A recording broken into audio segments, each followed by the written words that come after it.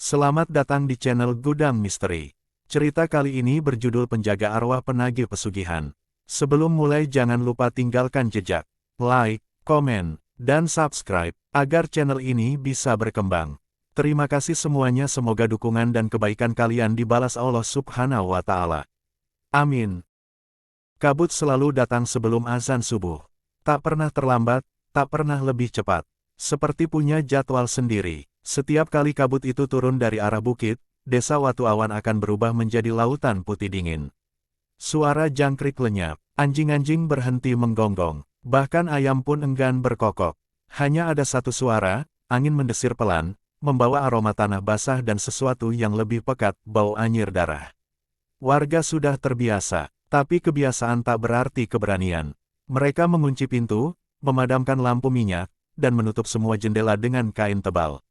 Sebab, konon jika kabut berhasil masuk ke rumah, maka akan terdengar suara seseorang memanggil nama penghuni rumah 3 kali, dan yang namanya dipanggil, takkan bangun lagi keesokan harinya. Pagi itu, kabut sudah naik kembali ke bukit. Rama, seorang pemuda berumur 23 tahun, sedang menimba air di sumur belakang rumah. Tangannya gemetar saat melihat air yang ditimba berwarna merah keruh. Ia menatap sekeliling, tak ada siapa-siapa, hanya sunyi. Hanya suara embusan angin dari arah utara. Masih bau darah, gumamnya pelan. Sejak 3 hari lalu, 4 ekor kambing milik warga mati tanpa luka. Hanya matanya terbuka lebar, dan lidahnya menjulur kaku. Orang-orang bilang itu ulah arwah tumbal pesugihan lama yang mulai menagih janji.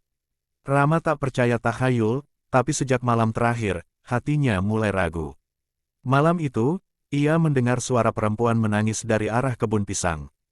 Pelan, putus-putus, seperti orang memohon ampun, tapi tak ada seorang pun yang berani keluar untuk memastikan. Desa Watu Awan berada di kaki bukit Gunung Puncang, dikelilingi hutan tua dan ladang tembakau. Ada satu jalan kecil menuju ke bukit, berujung di sebuah gubuk reyot yang sudah lama ditinggalkan, setidaknya, begitu kata orang. Tapi beberapa tahun belakangan, warga sering melihat asap tipis dari cerobong gubuk itu. Kadang terdengar suara kayu diketuk atau zikir lirih yang mengambang di udara. Tak seorang pun berani mendekat. Gubuk di ujung angin, begitu mereka menyebutnya. Dan yang katanya tinggal di sana adalah Mbah Hasan, lelaki tua yang jarang terlihat, tapi setiap kali ada bencana, ia muncul lebih dulu daripada kabar datang. Siang itu, Rama duduk di warung kopi Bu Rini bersama beberapa pemuda lain. Pembicaraan mereka satu, kabut, kematian kambing, dan gubuk di ujung angin. Semalam aku dengar suara perempuan ketawa di belakang rumah, kata Jono, menggenggam cangkir erat-erat. Waktu kulihat dari celah jendela, ada bayangan rambut panjang nempel di kaca. Besoknya, ayamku mati semua. Rama tertawa hambar, mungkin musang gak bisa ketawa, Ram. Suasana warung jadi sunyi, hanya suara angin yang melolong pelan, membuat genting di atas kepala berderak. Dari meja sebelah, seorang nenek tua yang dikenal suka menenun menyela lirih. Itu tandanya penjaga sudah lelah. Penjaga apa, Mbah? Tanya Rama. Yang di gubuk itu. Dulu, dia menahan sesuatu supaya gak keluar dari hutan. Tapi kalau dia berhenti berzikir, nenek itu menatap jauh, matanya berkaca. Kita semua bakal diganti. Rama merinding, tapi ia masih mencoba tertawa. Ah, Mbah, cerita begitu buat anak kecil. Kalau benar dia menahan sesuatu, kenapa gak keluar aja?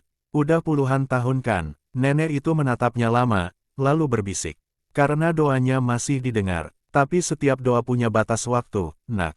Sore turun cepat, langit berubah jingga keabu-abuan. Burung-burung berterbangan pulang ke arah bukit, tapi tak satu pun melewati pohon randu besar di tepi desa. Pohon itu berdiri sendirian di tengah sawah kering, dengan akar menonjol seperti tangan-tangan raksasa mencengkeram tanah. Dulu, katanya di bawah pohon itu dikubur seseorang tanpa kepala.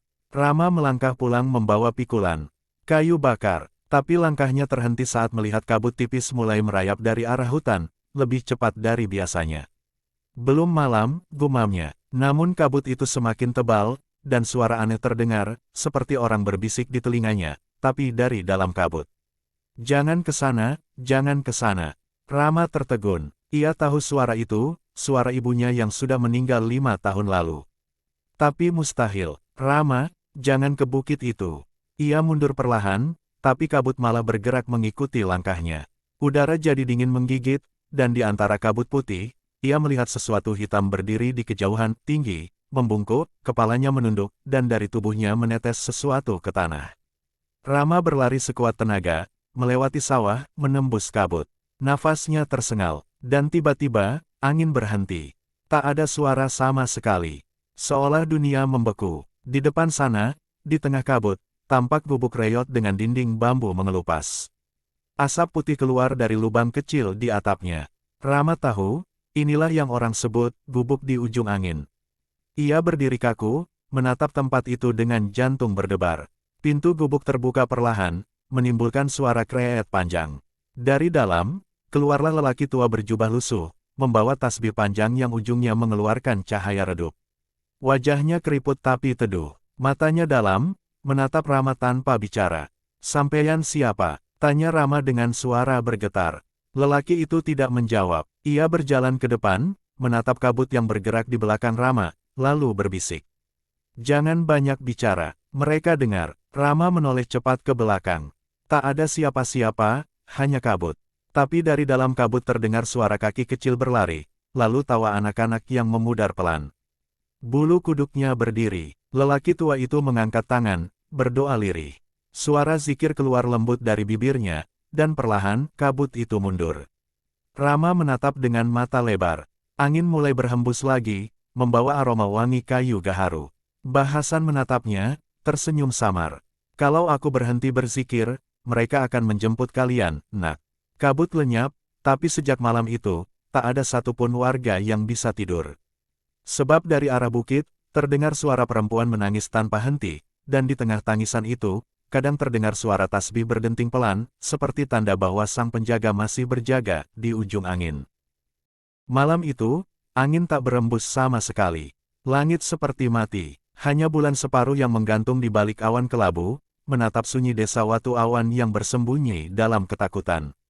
Rama belum bisa tidur. Kata-kata lelaki tua itu, "Kalau aku berhenti berzikir, mereka akan menjemput kalian," terus berputar di kepalanya. Ia menatap keluar jendela. Kabut belum turun, tapi dari kejauhan, samar-samar terdengar denting tasbih dari arah bukit. Suara itu lirih, tapi teratur, seperti detak jam yang menjaga waktu. "Allahu, Allahu, Allahu." Rama merapatkan selimut. Namun semakin ia mencoba memejamkan mata, semakin jelas suara itu terdengar, dan di antara lantunan zikir, muncul suara lain, jeritan perempuan. Bukan sekadar jeritan ketakutan, tapi jeritan seperti seseorang yang diseret dari dunia hidup ke dalam kegelapan. Menjelang tengah malam, Rama tak tahan lagi. Ia mengambil senter kecil dan keluar diam-diam. Udara di luar dingin menggigit, tanah basah oleh embun. Setiap langkah yang ia ambil terdengar bergema aneh.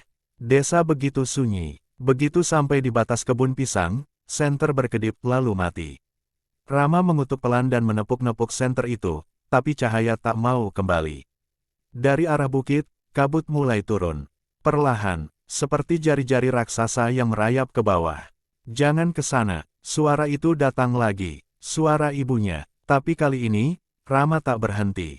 Ia menelan ludah dan melangkah menembus kabut, menuju arah gubuk di ujung angin. Langkahnya terasa panjang dan berat. Udara makin dingin, seperti berjalan di dasar sumur. Setiap kali ia menarik napas, mulutnya memuntahkan asap putih. Lalu, di tengah kabut yang tebal, terdengar suara kayu diketuk 3 kali. Tok, tok, tok. Rama menoleh, tapi tak ada siapa-siapa. Tok, tok, tok, lagi. Lebih keras. Suara itu datang dari arah depan. Dan di sanalah, samar-samar, terlihat gubuk reyot itu, atapnya bocor, dindingnya miring, tapi dari dalamnya keluar cahaya temaram dan suara zikir yang berat menggema seolah menahan sesuatu. "La ilaha illallah, la ilaha illallah." Rama menelan ludah. Ia melangkah pelan mendekat. Pintu gubuk terbuka setengah, bergoyang pelan diterpa angin yang tiba-tiba datang dari arah berlawanan. Begitu ia melangkah masuk, udara berubah aneh, dingin bercampur bau dupa dan besi karat. Di dalamnya, Mbah Hasan duduk bersila. Tasbih panjang melingkar di lututnya. Di depannya terbakar 3 batang dupa yang asapnya membentuk pusaran kecil di udara. Namun yang membuat Rama hampir berteriak adalah, ada sosok perempuan di belakangnya. Wajahnya pucat kehijauan, rambutnya menutupi hampir seluruh wajah, tapi bagian lehernya berlubang.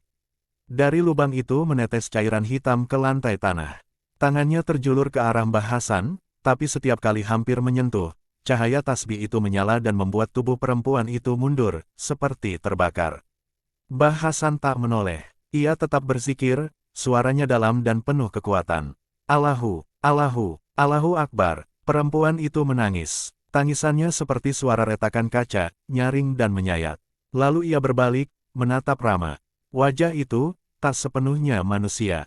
Matanya kosong, bibirnya robek sampai ke telinga. Rama terpaku, tubuhnya kaku, bahkan tak bisa berdoa. Kenapa kau kesini, nak?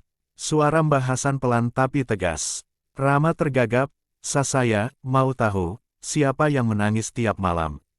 Kalau hatimu tak siap, jangan tanya hal yang belum waktunya, jawabnya tanpa menoleh.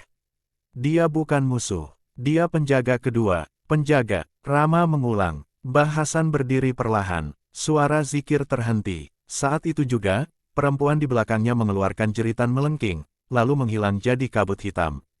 Rama mundur ketakutan. Mbah Hasan menatapnya dengan mata yang lembut tapi tajam.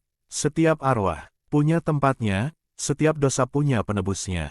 Tapi ketika manusia membuat perjanjian dengan iblis, yang menanggungnya bukan satu generasi, nak. Suara angin tiba-tiba meraung dari luar. Dinding gubuk berderak. Mbah Hasan menutup mata, dan dengan suara rendah ia mulai berzikir lagi. Kabut di luar menggulung, seperti marah. Dari sela-sela bambu, terlihat bayangan, puluhan tangan hitam meraih, mencakar udara, mencoba masuk. Rama ingin lari, tapi kakinya tak bisa digerakkan. Angin berhenti lagi, lalu dari balik kabut, muncul wajah-wajah pucat tanpa mata, bergerak mendekat sambil berbisik. 7 belum lunas, 7 belum lunas. Suara Mbah Hasan makin keras, memukul udara. Bismillah, bismillah, astagfirullahalazim. Cahaya dari tasbihnya meledak seperti kilat. Bayangan-bayangan itu menjerit dan lenyap, kabut tersibak. Namun begitu cahaya padam, Mbah Hasan jatuh berlutut. Napasnya tersengal, darah menetes dari matanya. Rama menubruk ke depan, menahan tubuhnya. Mbah, sampeyan kenapa? Lelaki tua itu tersenyum samar. Doa tak pernah tanpa harga, nak. Tapi jangan takut, kalau mereka datang lagi, kau sudah lihat caranya bertahan. Rama ingin bertanya banyak hal, tapi tiba-tiba dari arah belakang gubuk, terdengar suara ranting patah. Lalu tawa kecil, suara anak perempuan. Mbah, aku lapar. Rama menoleh cepat, namun tak ada siapa-siapa. Hanya suara langkah kecil di atas atap, diikuti bunyi krit panjang seolah sesuatu merayap turun. Mbah Hasan memejamkan mata, lalu berbisik. Pergilah, Rama, sebelum kabut turun lagi. Besok, kalau kau masih hidup, kita lanjutkan ceritanya. Rama gemetar. Ia menatap wajah tua itu untuk terakhir kali malam itu, sebelum berlari keluar menembus kabut. Di belakangnya, suara zikir kembali terdengar, pelan, penuh tenaga. Dan dari kejauhan, terdengar jeritan panjang bercampur tangis, lalu hening. Saat fajar menyingsing, kabut menghilang. Warga menemukan bekas telapak kaki basah di depan setiap rumah, seperti seseorang berjalan keliling semalaman. Dan di langit, samar-samar masih terdengar suara tasbih berdenting dari arah bukit. Tanda bahwa sang penjaga belum berhenti berzikir. Sejak malam itu, suasana desa Watu Awan tak pernah sama. Angin yang biasanya membawa aroma padi dan tanah basah kini berbau amis seperti darah basi. Ayam berkokok bukan saat fajar, tapi justru tengah malam. Dan yang paling mengganggu, suara tangis perempuan sering terdengar dari arah bukit, panjang dan lirik, seperti meratapi sesuatu yang tak pernah selesai. Orang-orang mulai takut keluar rumah setelah maghrib. Anak-anak dilarang bermain di halaman. Setiap rumah kini menyalakan dupa, menggantung daun kelor dan garam di depan pintu, sesuatu yang dulu hanya dilakukan saat ada kematian. Tapi tetap saja, gangguan itu datang. Malam pertama, ternak Pak Darsa mati mendadak. Sapi yang sehat sore hari, pagi ditemukan kaku dengan mata terbuka lebar. Tidak ada darah, tapi di bawah tubuhnya, tanah menghitam seperti hangus. Pak Darsa, kepala desa yang dikenal tegas dan disegani, menyuruh orang-orang mengubur bangkai itu diam-diam, tanpa membicarakannya. Jangan banyak omong, ini cuma penyakit, katanya. Tapi nada suaranya gemetar. Namun keesokan harinya, suara ketukan mulai terdengar di rumah-rumah warga. Tepat pukul 2 dini hari, 3 ketukan pelan, lalu hening. Beberapa warga yang berani membuka pintu melihat jejak kaki basah mengarah ke arah bukit, tapi tak ada tanda siapapun. Ketika pagi datang, kabut tebal masih menggantung di sekitar sawah, meski matahari sudah tinggi. Rama menyaksikan semuanya. Sejak malam ia melihat arwah di gubuk Mbah Hasan, pikirannya tak tenang. Ia mencoba membantu warga menenangkan diri, tapi setiap kali kabut turun, dada Rama seperti ditekan beban tak terlihat. Dan setiap malam, telinganya menangkap suara zikir dari arah bukit.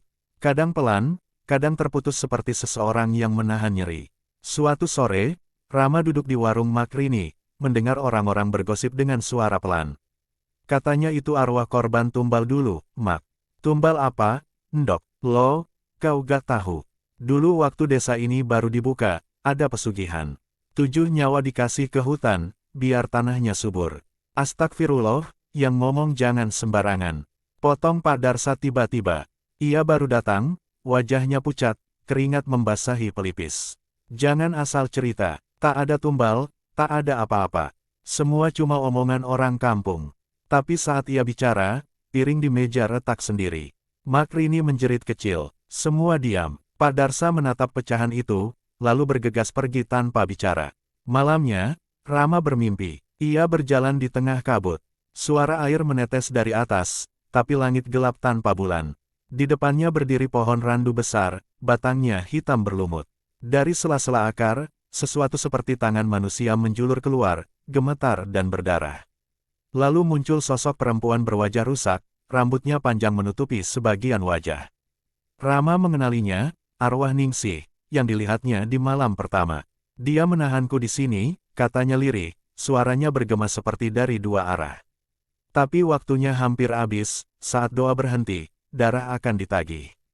Rama ingin bertanya siapa, dia, yang dimaksud, tapi kabut menutup pandangannya. Sebelum terbangun, ia mendengar suara Mbah Hasan jauh di kejauhan, berzikir dengan napas berat, lalu terputus tiba-tiba. Keesokan paginya, Rama bergegas ke gubuk di ujung angin. Langit mendung, dan kabut tipis masih melingkari pohon randu. Mbah Hasan duduk di depan gubuknya, wajahnya pucat, tangannya menggenggam tasbih yang tampak putus di beberapa bagian. Butiran tasbih itu berserakan di tanah seperti biji-biji darah beku. "Mbah, apa yang terjadi?" tanya Rama cemas. "Aku lemah, Nak. Mereka makin banyak, makin berani," jawab Mbah Hasan dengan suara serak. Setiap butir tasbih yang lepas, satu arwah bebas dari ikatannya. Rama menatap ke arah hutan. Di kejauhan, kabut berputar membentuk siluet-siluet samar. Seperti orang berjalan terhuyung-huyung.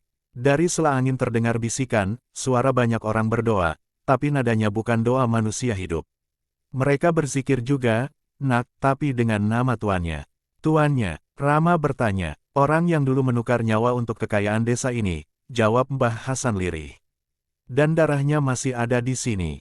Hidup, mengalir di keturunan terakhirnya. Rama terdiam, kata-kata itu menggantung di udara, dingin, tajam, dan menekan. Angin berhenti lagi. Dari bawah bukit, terdengar suara anak kecil menangis diikuti langkah kaki yang berlari-lari. Tapi tak ada siapapun di sana. Mbah Hasan menatap langit, lalu berzikir lagi. Setiap lafaz yang keluar dari mulutnya membuat tanah bergetar ringan, dan bayangan di kabut mundur perlahan, menjerit kesakitan. Namun Rama bisa melihat satu hal yang tak dilihat Mbah Hasan, dari balik pohon randu. Sepasang mata merah menatap mereka, dan senyum lebar terbentuk di udara, perlahan-lahan. Malam itu, kabut turun lebih cepat dari biasanya. Belum juga Isya, langit sudah gelap seperti tertelan arang. Rama berdiri di depan rumahnya, menatap arah bukit yang samar di balik kabut. Di sana, samar-samar terdengar zikir Mbah Hasan yang kali ini terdengar sumbang, seperti seseorang yang berjuang menahan sesuatu yang kuat. Di tengah keheningan itu, terdengar suara dari kejauhan. Ketukan, 3 kali, tapi bukan dari pintu rumahnya, melainkan dari tanah di bawah kaki Rama. Ia mundur, napasnya tercekat. Tanah di depannya bergetar pelan, lalu berdarah. Cairan merah merembes keluar dari sela-sela tanah kering, menetes ke ujung jari kakinya. Rama terlonjak mundur, menatap ngeri. Dari luar, terdengar suara seseorang memanggil. "Rama, buka pintu." Itu suara Pak Darsa. Tapi aneh, nada suaranya datar, seolah tak berperasaan. Rama ragu, tapi akhirnya membuka sedikit celah pintu. Pak Darsa berdiri di depan rumah, tapi matanya kosong, pupilnya kecil seperti titik. Bajunya kotor lumpur, dan di lehernya ada bekas goresan merah. Pak Darsa, kenapa, Pak? Dia marah, jawab Pak Darsa pelan. Kau tahu itu, kan? Dia marah karena penjaga mulai rapuh. Sebelum Rama sempat menjawab, kepala Pak Darsa menunduk, dan sesuatu keluar dari dalam mulutnya. Seekor lintah hitam besar, licin, menjulur keluar sambil meneteskan darah segar. Rama menjerit dan menutup pintu. Ia mundur, tubuhnya gemetar. Dari luar terdengar suara Pak Darsa tertawa pelan, lalu berhenti mendadak. Saat subuh menjelang, warga menemukan Pak Darsa tergeletak di pinggir jalan, kaku, matanya melotot ke langit. Tidak ada tanda luka, hanya bekas tasbih melingkar di pergelangan tangannya, seperti telah membakar kulitnya dari dalam. Kabar kematian itu membuat desa panik. Beberapa warga yakin makhluk pesugihan telah kembali menagih. Yang lain berbisik kalau Mbah Hasan sudah tak sanggup menahan pintu antara dunia arwah dan manusia. Rama, tak tahan dengan ketakutan yang menular, pergi lagi ke gubuk di ujung angin. Tapi kali ini, gubuk itu tampak berbeda. Tanah di sekitarnya penuh jejak kaki aneh, ada yang seperti telapak manusia, tapi terbalik, ada juga seperti cakar panjang menancap di tanah. Dari dalam, terdengar batuk keras.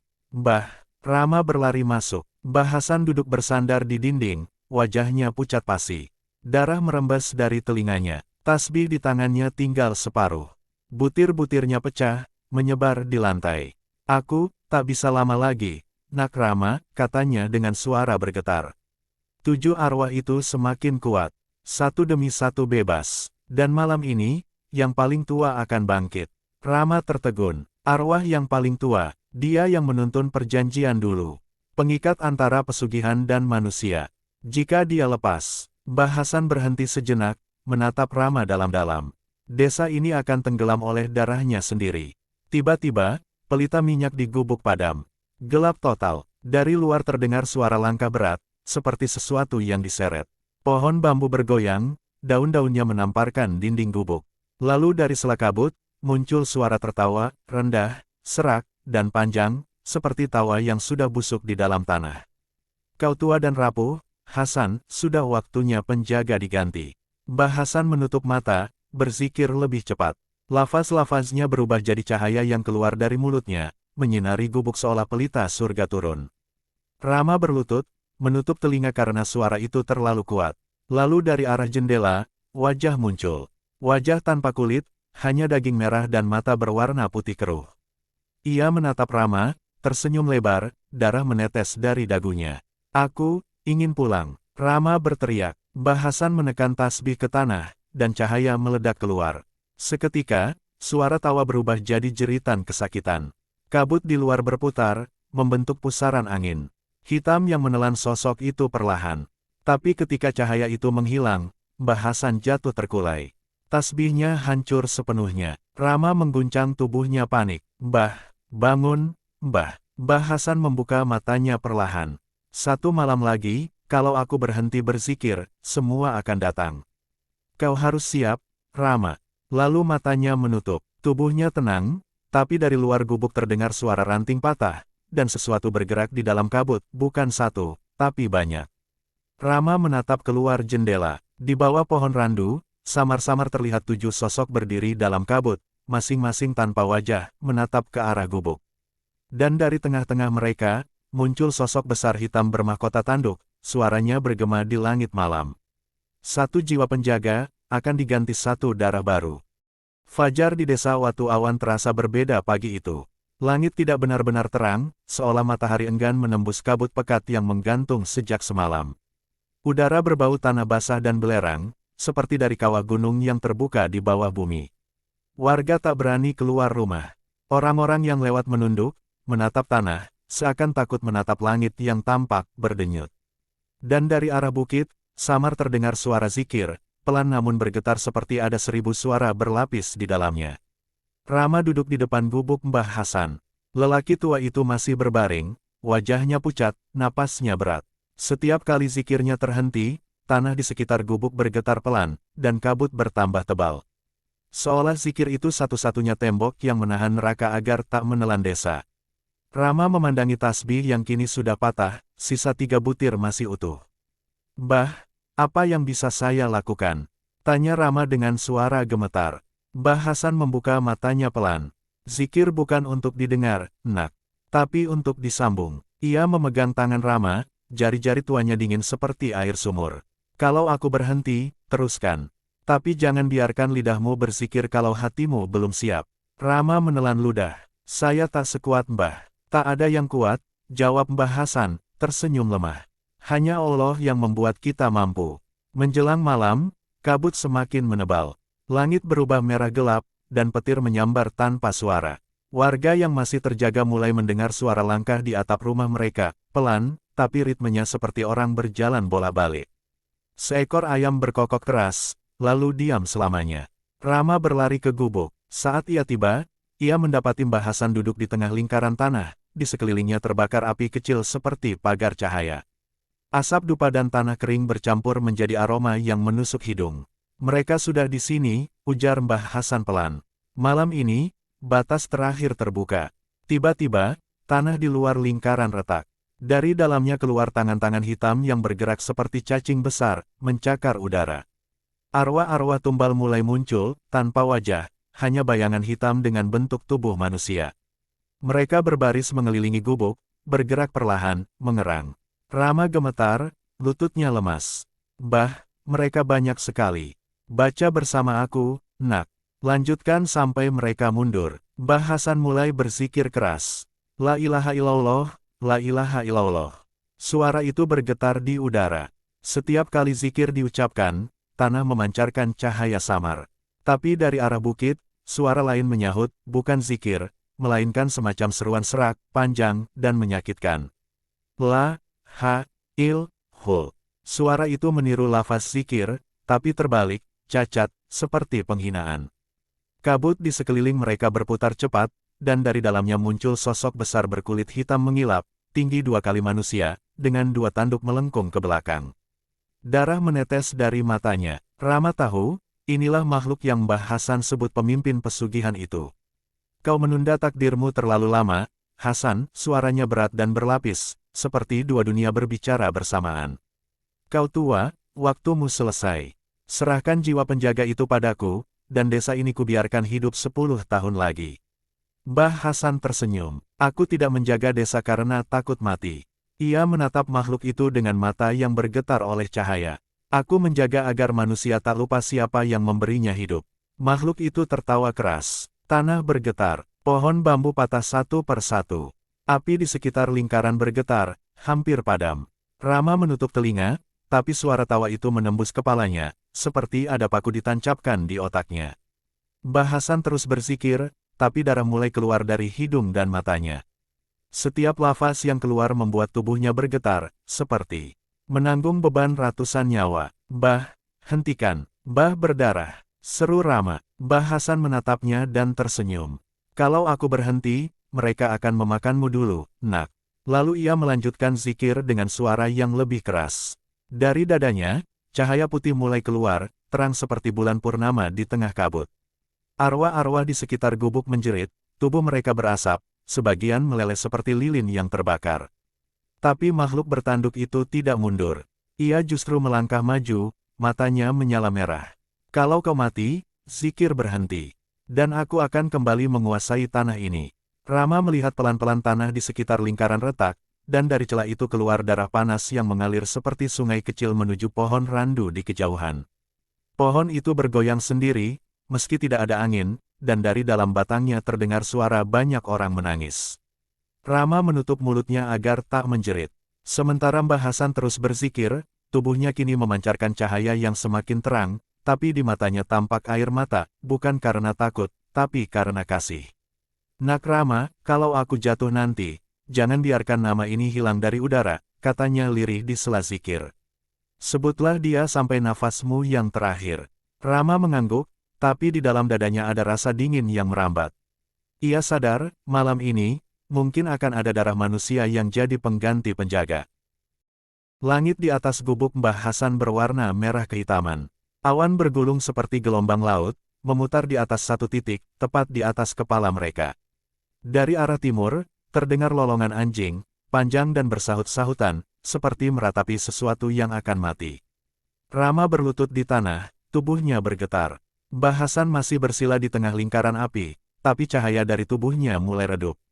Wajahnya pucat, darah menetes dari telinganya, tapi bibirnya terus bergerak. La ilaha illallah, la ilaha illallah. Di luar lingkaran, makhluk bertanduk itu semakin dekat. Kakinya menjejak tanah dan meninggalkan bekas hangus. Setiap langkahnya membuat suara seperti logam dipukul batu, keras dan berat. Kau lemah, Hasan, suaranya bergetar, bercampur gema yang dalam. Zikirmu menua bersama tubuhmu. Sudah waktunya kau berhenti. Mbah Hasan mengangkat pandangannya pelan. Kalau kau pikir kematian menghentikan zikir, ia tersenyum. Kau belum mengenal siapa yang kusebut. Makhluk itu mendesis, marah. Dari mulutnya keluar asap hitam yang menebar bau bangkai busuk. Tanah di sekelilingnya bergetar, dan dari sana muncul arwah-arwah hitam, jumlahnya kini puluhan. Wujud mereka lebih jelas, sebagian kehilangan kepala, sebagian tubuhnya hanya tinggal tulang dengan kulit hitam menempel. Mereka menjerit, bukan seperti manusia, tapi seperti hewan yang ditarik dari kubur. Rama menatap ngeri. Ya Allah, Mbah, mereka datang lagi. Mbah Hasan tak menoleh. Ia justru menekan tangannya ke tanah, lalu darah yang menetes dari jarinya berubah jadi garis cahaya membentuk lingkaran tambahan di sekeliling mereka. Selama masih ada zikir, mereka takkan bisa menyentuhmu. Tapi pada saat itu, api lingkaran luar padam. Makhluk bertanduk melambaikan tangannya, dan seketika arwah-arwah itu menyerbu. Suara teriakan memenuhi udara. Beberapa makhluk berwujud asap menabrak pagar cahaya, sebagian terbakar, tapi sebagian menembus. Rama berteriak dan memejamkan mata, merasa udara di sekitarnya menjadi dingin membeku. Saat ia membuka mata, satu arwah sudah melayang tepat di depannya, wajahnya hitam, matanya kosong, dan dari mulutnya keluar bisikan. Kami, juga manusia. Tangan dingin menyentuh wajah Rama, dan seketika ia melihat bayangan, seorang laki-laki muda diseret ke sungai, diikat, lalu diceburkan hidup-hidup. Rama tersentak. Itu, warga desa. Tumbal pertama, jawab suara di dalam kepalanya. Dan kalian menutup mata. Arwah itu menjerit keras dan lenyap, terbakar oleh cahaya zikir Mbah Hasan yang kembali menguat. Nak Rama, jangan dengarkan mereka. Mereka mencari lubang di hatimu. Seru Mbah Hasan. Rama berusaha berdiri, tapi lututnya gemetar. Cahaya dari tubuh Mbah Hasan kini tak lagi stabil, berkedip-kedip seperti lilin kehabisan sumbu. Dan di antara kedipan cahaya itu, Rama melihat sesuatu, bayangan hitam merayap dari punggung Mbah Hasan, seperti ular asap. Mbah, ada sesuatu di belakang Mbah. Tapi belum sempat ia melangkah, bayangan itu melesat ke arahnya dan menembus dadanya. Dunia mendadak gelap. Ia mendengar suara zikir, tapi bukan dari luar, dari dalam tubuhnya sendiri. Suara itu bergema, dan dari dada Rama keluar cahaya putih kecil, berdenyut pelan seperti jantung baru tumbuh. Saat Rama sadar kembali, ia melihat Mbah Hasan sudah rebah. Matanya setengah terbuka, bibirnya masih menyebut nama Allah dengan suara sangat pelan. Makhluk bertanduk berdiri di depan jasad itu, tertawa rendah. Lihat, penjagamu mati. Sekarang, siapa yang akan menahan kami? Rama menatap Mbah Hasan, lalu mengingat kalimat terakhir sang kiai. Kalau aku jatuh nanti, jangan biarkan nama ini hilang dari udara. Tangannya gemetar, tapi ia mulai menyebutnya. La ilaha illallah. Makhluk itu berhenti tertawa. Berani, juga kau, bocah. Rama terus mengulang zikir itu. Suaranya serak, tapi setiap lafaz membuat cahaya di dada Mbah Hasan berdenyut. Sampai akhirnya, cahaya itu berpindah, mengalir perlahan ke tubuh Rama. Mbah Hasan menghembuskan napas terakhir. Dan ketika cahaya dari tubuhnya sepenuhnya menyatu ke dalam dada Rama, udara di sekitar berubah. Suara angin berhenti. Kabut membeku di udara. Arwah-arwah berhenti bergerak. Rama membuka matanya, irisnya kini memantulkan cahaya putih. Lalu ia berdiri. Suara zikir yang keluar dari mulutnya bukan lagi suara manusia, tapi seperti 1000 lidah yang bersuara serentak dari berbagai arah. Makhluk bertanduk itu menjerit, terhuyung mundur. Kau bukan manusia lagi. Aku bukan siapa-siapa, jawab Rama, suaranya datar dan dalam. Aku hanya penyambung. Ia mengangkat tangan, dan seketika tanah di sekitar gubuk retak. Dari celahnya keluar tangan-tangan bercahaya, tangan para arwah yang dulu dijadikan tumbal. Mereka meraih tubuh makhluk bertanduk itu, menariknya ke bawah, menjerit dalam kesunyian. Bumi menelan suara itu. Lalu, semuanya hening. Kabut perlahan menghilang. Pagi tiba dengan cahaya pucat. Warga yang keluar dari rumah menemukan gubuk Mbah Hasan telah runtuh. Di sana, mereka hanya menemukan sebuah tasbih yang patah, dan setetes darah di atas batu. Dan di bukit, mereka melihat Rama berdiri sendirian. Matanya menatap langit, wajahnya tenang, tapi di sekitar tubuhnya udara terasa lebih berat, seperti menyimpan sesuatu yang tak terlihat. Sejak malam itu, desa Watu Awan tak pernah diteror lagi. Tapi angin yang melewati ujung bukit selalu membawa bisikan pelan. Zikir itu tak pernah berhenti. 3 hari setelah gubuk Mbah Hasan runtuh, kabut di desa Watu Awan benar-benar menghilang. Langit kembali biru, angin bertiup lembut membawa aroma tanah basah, seperti alam sedang menghela napas lega. Warga desa menganggap semuanya berakhir, mereka mulai menjemur padi, menambal pagar, dan tertawa di halaman. Tapi Rama tahu, angin di bukit itu tak pernah tidur. Setiap malam, suara zikir masih terdengar samar dari reruntuhan gubuk. Tidak keras seperti dulu, tapi bergetar, seperti datang dari bawah tanah. Rama yang kini tinggal di rumah kosong peninggalan Mbah Hasan tidak pernah benar-benar tidur. Setiap kali memejamkan mata, ia melihat bayangan Mbah Hasan duduk di pojok kamar, menggumamkan zikir dengan darah menetes dari bibirnya. La ilaha illallah. Jangan berhenti, Nak Rama. Kadang, suara itu bukan dari mimpinya, tapi dari belakang telinganya. Suatu malam, Rama memutuskan untuk turun ke desa. Ia ingin memastikan semua benar-benar tenang. Tapi begitu melewati jalan tanah di bawah pohon randu, langkahnya terhenti. Di bawah pohon itu, tanahnya selalu lembab, seolah hujan turun hanya di situ. Dan di batangnya, kini tumbuh bekas goresan seperti huruf-huruf Arab yang berlumur darah. Ia tidak paham semuanya, tapi satu kata terbaca jelas. Bayar. Angin malam berhembus pelan. Suara daun randu bergesekan, tapi di antara desiran itu ada suara lirih, suara perempuan menangis. Kami belum tenang, kami belum tenang. Rama menatap sekeliling, jantungnya berdegup keras. Bayangan di antara kabut tipis mulai bergerak. 3 sosok muncul, 2 laki-laki dan 1 perempuan. Tubuh mereka kaku, mata kosong, wajahnya dipenuhi luka. Rama mundur 1 langkah. Siapa kalian? Salah satu dari mereka berbicara dengan suara bergetar. Tumbal pertama, kedua, ketiga. Mereka mendekat. Dari mulut perempuan itu mengalir darah hitam, tapi suaranya lembut seperti sedang memohon. Kau penjaga sekarang, tolong kembalikan nama kami di bumi. Nama kalian? Tanya Rama, bingung. Kami dihapus dari desa. Kami mati tanpa doa. Kami dikubur di sungai. Rama terdiam. Ia ingat cerita Mbah Hasan dulu, bahwa pesugihan yang melanda desa ini menuntut nyawa manusia. Dan orang-orang itu memang pernah hilang tanpa jejak, dianggap kabur dari desa. Ternyata mereka, yang dikorbankan. Tapi, bagaimana aku bisa menolong? Arwah perempuan itu mendekat, jaraknya hanya sejengkal. Udara di sekitar mereka langsung dingin menusuk. Kau bawa zikirnya, kau punya cahaya itu, kau bisa memanggil kami dengan nama. Sebut nama kami di depan orang-orang yang melupakan. Rama menatap mereka, ragu. Kalau aku sebut, desa ini akan panik. Tidak semua yang takut berarti salah, bisik arwah itu. Tapi ingat, Nak Rama, yang menandatangani darah kami, masih hidup. Keesokan paginya, Rama datang ke balai desa. Kepala desa, Pak Karmin, terlihat sehat, padahal dulu, saat kabut menebal, ia hampir mati ketakutan. Wajahnya kini bersih, bajunya rapi, dan senyumnya terlalu lebar. Rama, akhirnya kamu turun juga, katanya hangat. Sudah tenang sekarang, kan? Rama diam, pandangannya menatap tangan Pak Karmin, di jari kelingkingnya terpasang cincin batu hitam mengilap. Saat cahaya matahari mengenainya, batu itu berdenyut. Bukan pantulan, tapi seperti daging yang hidup. Rama merinding. Pak, batu itu dari mana? Pak Karmin tertawa kecil. Ah, oleh-oleh lama. Kenang-kenangan dari masa sulit dulu. Kenapa? Tidak, cuma terasa aneh, jawab Rama pelan.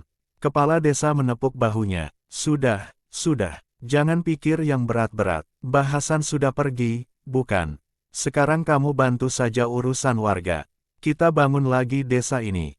Tapi saat Rama menatap matanya, ia melihat bayangan arwah perempuan di pupil Pak Karmin, menangis dalam. Diam, Malamnya, Rama kembali ke bukit dan duduk di bekas reruntuhan gubuk. Angin bertiup pelan membawa aroma dupa lama. Ia menutup mata, mencoba mendengar, dan benar, suara Mbah Hasan terdengar lagi, samar. Nak Rama, zikir itu bukan untuk menolak setan saja, tapi untuk membuka yang tersembunyi. Apa maksud Mbah? Tanya Rama pelan. Yang berbuat dosa bersembunyi di balik doa. Rama tersentak. Ia menatap ke arah desa, ke rumah besar di tengah lapangan tempat Pak Karmin tinggal. Lampunya menyala terang, tapi di atap rumah itu, samar-samar ia melihat bayangan hitam berdiri, menunduk menatap ke arahnya. Bayangan itu berwujud seperti Mbah Hasan, tapi wajahnya tanpa mata, dan di lehernya tergantung tasbih yang meneteskan darah.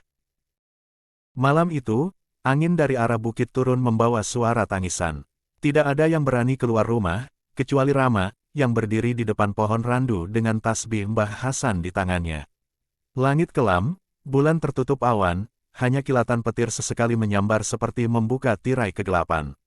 Di bawah pohon itu, tanah kembali basah. Rama menunduk, menatap huruf merah yang kemarin ia lihat. Kini tulisan itu berubah. Bukan lagi, bayar, tapi 3 nama muncul samar dalam darah yang mengering. Sarman, Wati, dan Dulman. Rama berbisik pelan. Ketiga nama itu, benar-benar nama warga desa yang dulu dinyatakan hilang. Ia memejamkan mata, mengingat ucapan arwah perempuan semalam. Sebut nama kami di depan orang-orang yang melupakan. Hatinya gelisah. Tapi sebelum sempat ia berdoa, daun-daun randu bergerak tanpa angin. Dari atas batang yang paling tinggi, turun asap hitam menggulung pelan. Asap itu berubah menjadi wujud perempuan dengan rambut panjang, wajah pucat, dan mata hitam legam. Jangan sebut sekarang, bisiknya. Mereka masih mendengar. Rama tersentak. Siapa? Perempuan itu menoleh ke arah desa, dan di matanya tampak bayangan rumah Pak Karmin yang menyala terang. Ia masih menyimpan darah kami di bawah tanahnya. Selama darah itu tidak kering, kami tidak akan pergi. Sementara itu, di rumah Pak Karmin, pesta kecil sedang berlangsung. Ia mengundang beberapa warga untuk syukuran, alasan yang terdengar biasa, tapi aroma dupa pekat tercium hingga ke jalan. Di ruang tamu, di atas meja, ada sesajen, kelapa hijau, kemenyan, dan sebutir telur hitam yang anehnya berdenyut seperti jantung. Pak Karmin tersenyum lebar. Terima kasih semua sudah datang. Kita rayakan berakhirnya masa gelap desa ini. Beberapa warga menunduk, tidak nyaman. Mereka tahu, setiap kali Pak Karmin mengadakan syukuran, selalu ada yang hilang seminggu kemudian. Tapi malam itu, sebelum acara dimulai, lampu rumah padam. Suara angin berdesing kencang dari arah bukit.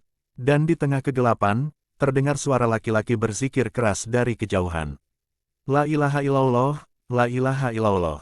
Warga panik. Kepala desa menatap keluar jendela, dan matanya membesar, karena dari arah bukit, ratusan cahaya kecil seperti kunang-kunang turun perlahan ke arah desa. Namun itu bukan cahaya kunang-kunang. Itu mata arwah yang menatap rumahnya. Tidak, tidak mungkin, seru Pak Karmin, wajahnya berubah pucat. Di bukit, Rama terus berzikir.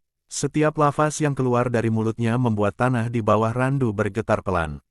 Dari bawah tanah muncul tangan-tangan bercahaya putih, 3 di antaranya memegang potongan tali anyaman yang membusuk, tali yang dulu digunakan untuk mengikat tumbal.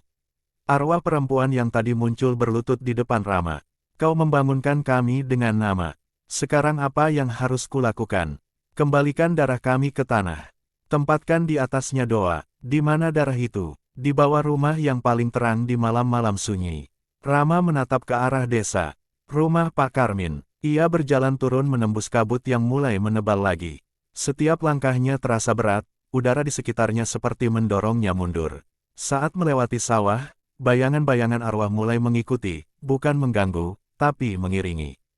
Langkah mereka tidak bersuara, namun setiap kali Rama berhenti, zikir dari arah bukit terdengar menggema makin kuat. Ketika sampai di halaman rumah Pak Karmin, ia melihat para warga berkumpul di luar, ketakutan. Lampu rumah itu padam total, tapi dari dalam, cahaya merah berdenyut pelan seperti nadi bumi.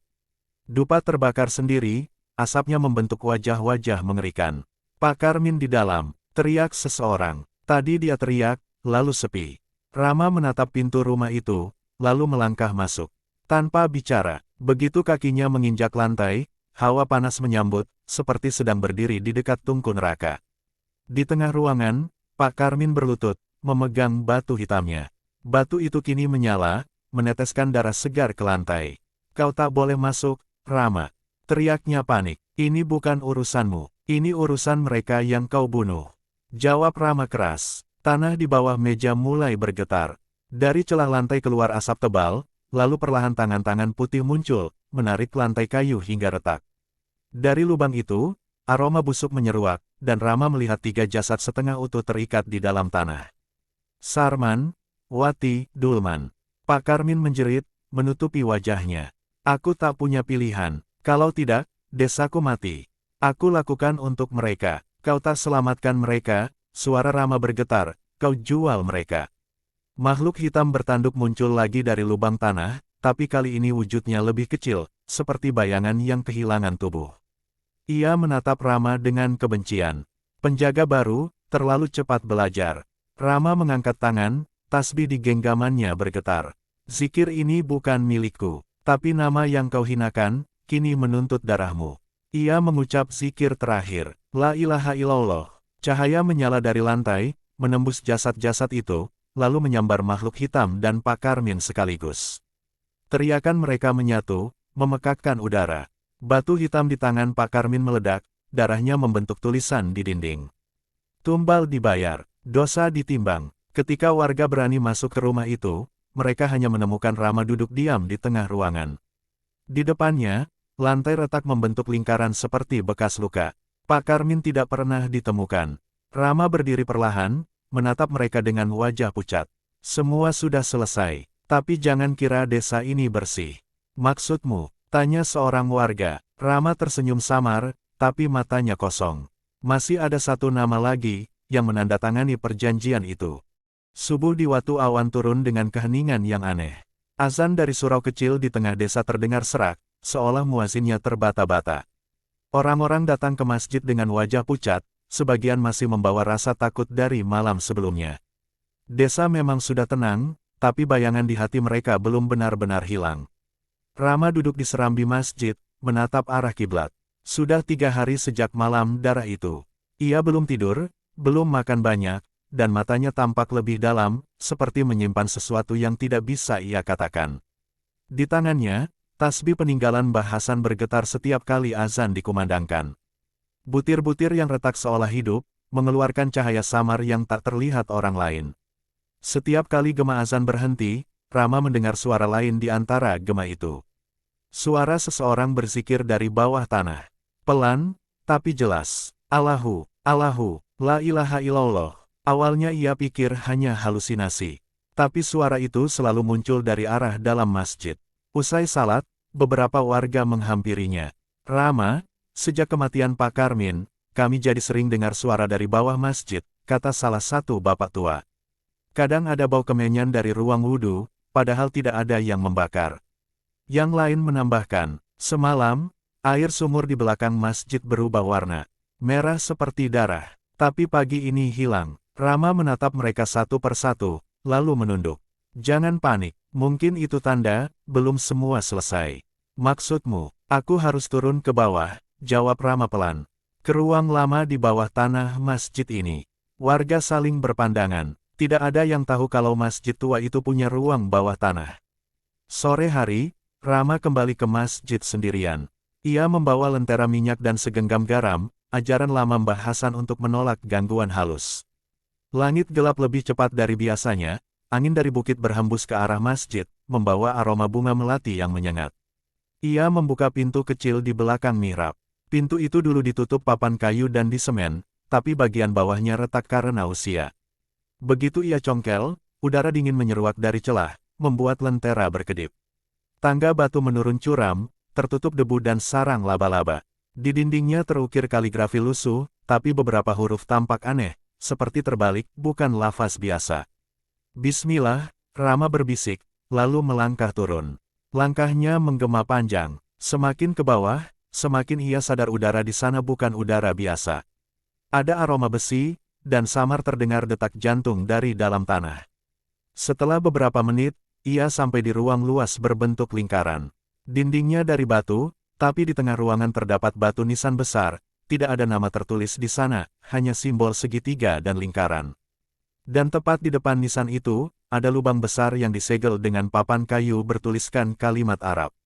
Di sini terkunci antara dunia doa dan dunia darah. Rama mendekat pelan, tasbih di tangannya bergetar makin kuat. Tiba-tiba, suara Mbah Hasan terdengar, tapi kali ini bukan seperti gema lembut. Lebih seperti seseorang berteriak dari dalam bumi. Nak Rama, jangan buka segel itu. Rama tertegun. Mbah, gerbang itu bukan tempat arwah dikurung. Itu tempat dosa dikubur. Namun sebelum ia sempat mundur, papan kayu di atas segel retak sendiri. Udara dingin menyembur keluar, lentera di tangan Rama padam. Gelap total. Dalam kegelapan itu, terdengar langkah kaki, pelan, tapi berat. Rama menahan napas. Suara itu makin dekat, dan dari dalam lubang, muncul cahaya merah samar disertai aroma tanah basah dan darah lama. Lalu sebuah suara bergema, suara yang sangat dalam, berat, dan bergetar seperti berasal dari dua dunia sekaligus. Akhirnya, penjaga baru datang juga. Rama mundur satu langkah. Siapa kau? Aku yang mereka sembah, tapi mereka sebut dengan nama Allah di bibirnya. Aku yang menerima darah pertama dari tangan manusia saleh yang hianat. Suara itu membuat jantung Rama berhenti berdetak sesaat. Ia menatap ke arah lubang, dan samar-samar, dalam cahaya merah itu, terlihat wajah seseorang yang sangat ia kenal. Mbah Hasan. Sosok itu tersenyum. Tidak semua wali mati sebagai penjaga, nak. Ada yang jatuh sebelum sampai pada cahaya. Rama mundur makin jauh, tubuhnya gemetar. Tidak mungkin, Mbah Hasan melindungi desa ini. Benar, jawab sosok itu pelan. Tapi siapa yang kau pikir membuat gerbang ini pertama kali? Siapa yang mengikat darah manusia ke dalam tanah untuk menyelamatkan mereka dari pesugihan? Rama membeku. Kata-kata itu seperti pisau yang menembus dadanya. Kau, Mbah, aku hanya melakukan apa yang harus kulakukan. Agar desa tetap hidup, agar zikir tetap terdengar, bahkan kalau harus memenjarakan darah di bawah masjid ini. Tanah di sekeliling mereka bergetar. Dari lubang itu keluar tangan-tangan hitam, mencoba meraih Rama. Ia terjatuh, tasbihnya pecah, butiran terakhir jatuh ke tanah dan menyala terang. Suara zikir bergema keras, tapi bersamaan dengan itu, bayangan sosok Mbah Hasan menjerit, tubuhnya retak seperti kaca, separuh wajahnya hangus terbakar cahaya. Kau tidak tahu apa yang kau buka, Rama. Gerbang ini menahan semua dosa yang pernah dikunci di bumi. Maka biarkan aku menutupnya kembali. Teriak Rama. Ia berlutut, meletakkan tangan di tanah, dan mulai membaca zikir terakhir yang diajarkan Mbah Hasan. Namun kali ini, suaranya bukan lagi milik manusia. Udara bergetar, dinding batu mengeluarkan cahaya putih menyilaukan. Dan dari lubang itu, suara jeritan ribuan arwah meledak ke udara. Rama berteriak, "Ya Allah, kembalikan yang hak, kunci yang batil." Cahaya meledak, lentera pecah, udara menjadi putih menyilaukan. Dan setelah itu, sunyi. Ketika matahari pagi menembus jendela masjid keesokan harinya, warga menemukan tangga menuju ruang bawah tanah tertutup rapat. Tidak ada tanda-tanda Rama, hanya tasbih pecah yang menempel di lantai dekat mihrab. Dan sejak hari itu, setiap menjelang subuh, suara zikir bergema dari bawah tanah masjid. Suara yang bukan milik Mbah Hasan, tapi juga bukan milik manusia biasa.